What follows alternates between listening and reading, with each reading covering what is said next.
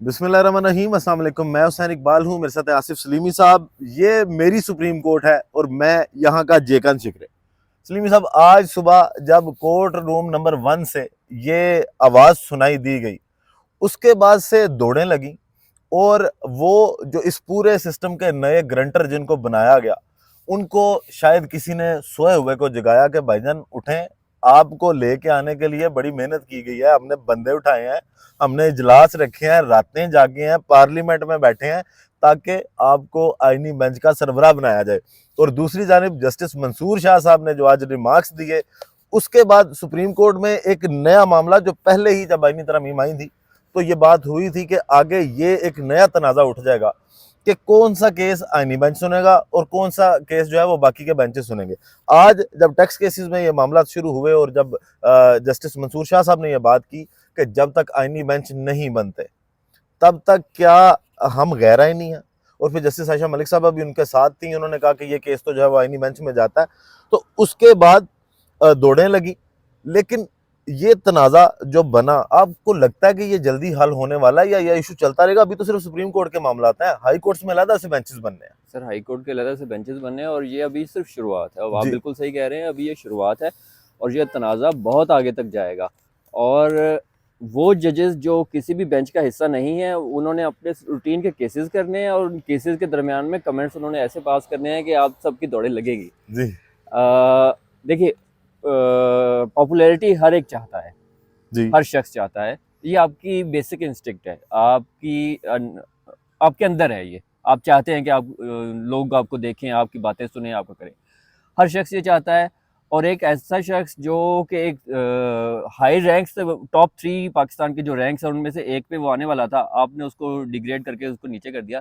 क्या वो ये नहीं चाहता था कि वो पॉपुलैरिटी में आए, या वो ये नहीं चाहता था कि वो हेडलाइंस का हिस्सा बने? वो चाहता था, बिल्कुल चाहता था। हर शख्स चाहता है। अब आपने उसको नहीं बनाया तो वो अब वो फ्री है। मतलब आपने एक कप्तान को हटा दिया, उस कप्तान को आपने टीम में शामिल कर लिया, या तो जी आपको उसको निकाल दे बाहर टीम से। जी।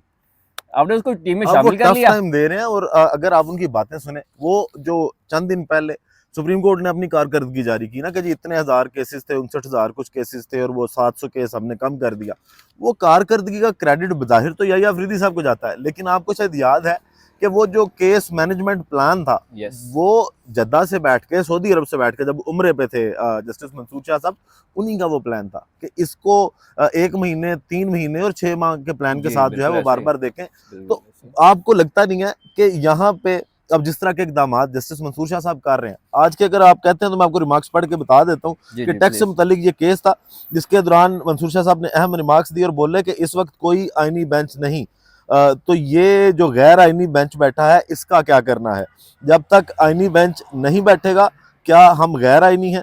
फिर दिलचस्प जो आगे जाकर उन्होंने बातें की, उन्होंने कहा जब तक आईनी बेंच नहीं बैठता, आईनी मुकदमात नहीं सुने जाएंगे, हम इस केस को सुन भी लें तो कोई हमें नहीं पूछ सकता। जस्टिस मंसूर शाह साहब ने मजीद कहा कि बार बार ये सवाल सामने आया है कि अगर हम केस का फैसला कर भी देते हैं तो क्या होगा, अगर हम खुद फैसला कर देते हैं तो हमें कौन रोकने वाला है, नज़रसानी भी हमारे पास आएगी तो हम कह देंगे हमारा दायरा इख्तियार है। इस हवाले से वकला की तरफ से भी कोई मुआवनत नहीं की गई। ये सारी बातें, वही सवाल जो बार बार उठेंगे, और ये पहले मैं अपने वीलॉग में भी सलीमी साहब ये बता चुका हूँ कि अगर कोई वो कत्ल का भी ऐसे। फैसला करती है ना सुप्रीम कोर्ट, और उस पे जो मुजरिम होगा वो अगर ये कहता है कि जी मुझे सुना नहीं गया, मेरा आईनी हक है कि मुझे ठीक तरह से सुना जाए, तो वो भी केस फिर आईनी अदालत में जाएगा। तो ये वाला रोला जो अब इन्होंने डाला ना, ये बज़ाहिर खत्म होता तो दिखाई नहीं सर देता। नहीं है, इदारों के खिलाफ केसेस आपके आईनी अदालत में जाएंगे। आपके किसी भी आईनी शिक की तशरीह का केस आपकी आईनी अदालत में जाएगा। सर, सुप्रीम कोर्ट के जजेस जो जितने भी बाकी के रेगुलर जजेस हैं, वो सुकून से बैठेंगे और सुकून से इंजॉय करेंगे सारी सिचुएशन को। वो पंजाबी में कहते हैं ना कि गंडे भी खा देते, छितर भी खा देते। हाँ जी सर, ये वो बड़ा हाल होने वाला है हुकूमत के साथ। जी। और और अब इसके बाद जो दिलचस्प सूरत हाल बनी, ये सुबह का केस था ना, सुबह सुबह यही सबसे पहले सुप्रीम कोर्ट से बड़ी खबर आई कि जनाब बैठ गए हैं जस्टिस आयशा मलिक साहबा और मंसूर जी शाह साहब, सर। और उन्होंने ये रिमार्क्स दिए हैं जिसके बाद अब सारी मेहनत किसके लिए की गई? जस्टिस उमीनुद्दीन खान साहब के लिए। काजी साहब के बाद काजी साहब को कहा जाता था, जो सुप्रीम कोर्ट को कवर भी करते थे साफी, उनकी जानिब से काजी साहब को यह कहा जाता था कि काजी साहब सिस्टम की गारंटी है। अब काजी साहब की फोटो कॉपी ढूंढने की कोशिश की और वो जस्टिस उमीनुद्दीन खान साहब थे, जिन्होंने अपने आप को खुद ही हाथ खड़ा करके जो है वो वोट किया सबसे पहले कि मुझे सरबराह बनाए आईनी बेंच का। अब जैसे ही ये रिमार्क्स आए और जब मंसूर शाह साहब ने कहा कि मुझे पूछेगा कौन, बाद में इसकी अपील भी तो हमारे पास ही आएगी, हम कह देंगे हमारा दायरा इख्तियार है, फिर वहां से उनको उठाया गया कि भाईजान बड़ी मेहनत की थी, ताड़े लिए जलील भी होया, बंदे भी चुके ने, सारा कुछ किया।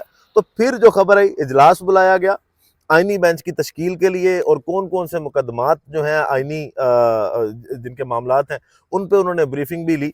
और अब वो कमेटी डिसाइड भी करेगी, जो सरबराह हैं जस्टिस उमीनुद्दीन खान साहब, उनके साथ 2 जजेस बैठेंगे और वो डिसाइड करेंगे, सिर्फ इसलिए कि कहीं ऐसा ना हो कि मंसूर शाह साहब कोई वो वाला केस ना पकड़ लें जो उनको नहीं पकड़ना चाहिए। तो क्या ये डर अब लटकता रहेगा? ये डर भी लटकता रहेगा। जस्टिस जमाल मंदोखेल साहब बाहर गए हुए हैं, वो आएंगे तो कमेटी बनेगी, कमेटी बनेगी तो बेंच बनेगा, 5 रुकनी बेंच बनेगा।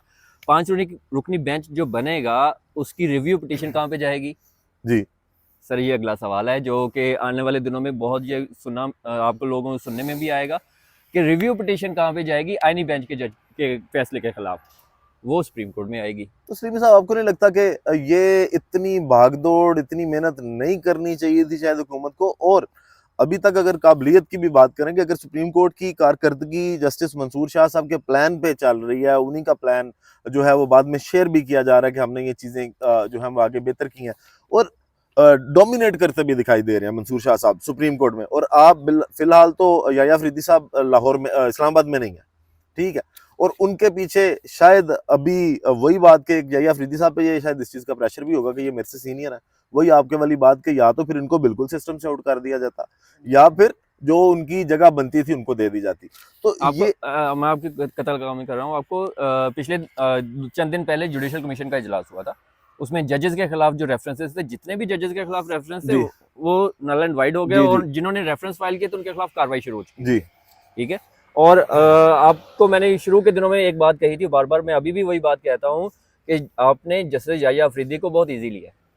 सही सर, याया अफरीदी साहब अपने जजेस के साथ खड़े हैं, वो आखिर टाइम तक अपने जजेस के साथ खड़े नहीं, अभी तक तो जो उन्होंने बेबी स्टेप्स लिए हैं उस पर यही बात हुई है कि वो लगता ऐसी है कि वो अपने जजेस के साथ खड़े हैं, जिस तरह वो कम से कम वो 6 जजों का खत जो इस्लामाबाद हाईकोर्ट के जजेस ने लिखा था काजी फजीसा साहब के नाम के, जी बैरूनी मुदाखलत होती है, उस दिन जुडिशल काउंसिल के इजलास में उसको डिस्कस किया गया, और ये भी कहा गया कि जो ज़ाब्ता अखलाक उन्होंने पूछा है कि अगर बैरूनी दबाव आता है तो उसको कैसे देखेंगे, तो वो उस चीज़ को आगे लेकर चले, उन्होंने कहा इसको वाजे करेंगे। बिल्कुल फिर बिल्कुल एटीसी के जजेस के साथ जो मीटिंग थी उसमें भी बड़ा वाजे पैगाम था उनका, उन्होंने कहा कि आपने दबाव के तहत फैसला नहीं करना, बैरूनी मुदाखलत के तहत फैसला नहीं करना, दहशत जो दहशतगर्दी डालते हैं, उन्होंने कहा आपने मेरिट पे फैसले करना है। और उसके बाद जब एक दिन ये इजलास होता है, अगले दिन इमरान खान साहब को 4 केसों में जमानत भी मिल जाती है लाहौर की दहशतगर्दी डाले से। तो ये लाहौर चीजें के एक जज साहब को जब इन्होंने इमरान खान साहब और की पार्टी के कुछ लोगों को जमानतें दी थी, उसके बाद उनके साथ क्या हुआ था ये भी आपको मालूम है। जी जी, और जज मोहम्मद अब्बास साहब का भी आपने खातस पढ़ा ही था कि जो उन्होंने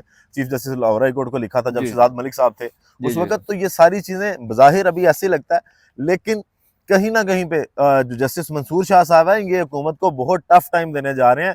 लगता नहीं है कि ये कोई तर्न वाला है कि जिसको आप आसानी से निकल लेंगे, या जो आपने सोचा था कि हम ये सारी कार्रवाइयां डाल लेते हैं और बड़े आराम से हम अपने मामला देख लेंगे। अब आज जस्टिस उमीनुद्दीन खान साहब की भी दौड़ें लगी, उनको भी आज इजलास जो है उनको आज याद करवाया गया कि भाईजान आपको सरबराह बनाया, किसी काम के लिए बनाया, जो काम काजी साहब करते रहे वो आपने आगे करना है, एक्टिव हो जाएं, अपनी ड्यूटी संभालें, काजी साहब बन के दिखाएं, उनकी फोटो कापी बने।